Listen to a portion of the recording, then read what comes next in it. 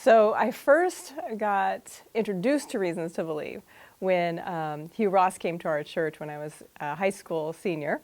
And I have to say that most of his science was completely wasted on me. I had no idea what he was saying. As a matter of fact, the thing that I remember most is he said something about nematodes, which I fancied in my mind was some sort of astronomical amphibian. And I remember writing a note to my friend and saying, like, nematodes? But then 11 years ago, I found myself looking for a job, and I wanted to do something that was going to have an eternal impact. And so I remembered this ministry that at the time was in Glendora, and I went and I applied, and by God's grace, now I'm an employee of Reasons to Believe and have been for 11 years. I was excited and kind of disappointed at the same time to realize how much evidence there is, how much testable evidence there is for the God of the Bible. I was in my mid-30s when I came to Reasons to Believe, and things like the Big Bang and how it completely reflects Genesis 1 perfectly, and just all of the different things that I was so excited, but then I was like, why hadn't I heard this before? It has greatly deepened my faith, and also sharing Reasons to Believe with other people.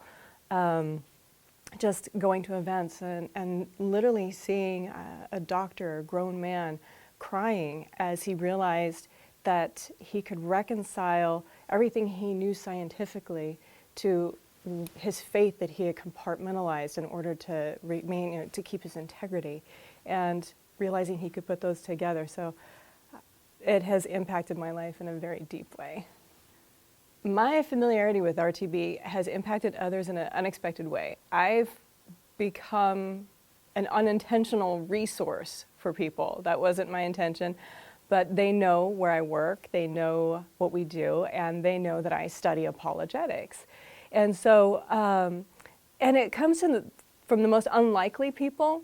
You would think that people with a scientific background would have questions for me, but my friend, who is a college student and an artist, very artistic, of course, in his studies had to take take a class on human origins. And he is a Christian. He was getting beaten up by the origin of man. And he said, I have a question for you about this. And because of what I've learned at Reasons to Believe, I could speak to him using science, but through the language of an artist. Yes, it can be seen as common descent, but just as equally, through the eyes of an artist, it could be seen as common design, and a grand artist using this design in multiple ways. Now, I wasn't expecting this impact, but it really hit him as an artist, and all of a sudden all of the science that he had to take was making sense to him, and he saw beauty and God in it. My favorite reason to believe in Christ is that there are so many reasons.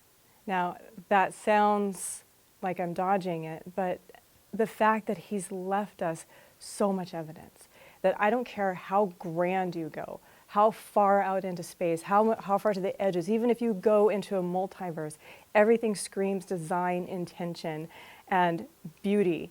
And then no matter how deep or how small you go into a cell or into the atom itself, you keep seeing more design and more intention. And if that wasn't enough, then God himself became incarnate, and he walked among us, and he left evidence of his resurrection. He left testimony. There are so many reasons to believe.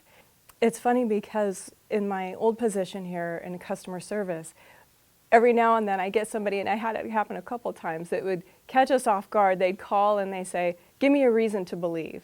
And it was a good food for thought, because sometimes I'd be rocked back and find myself stammering because there are just so many. And I'd have to say that's my favorite reason to believe.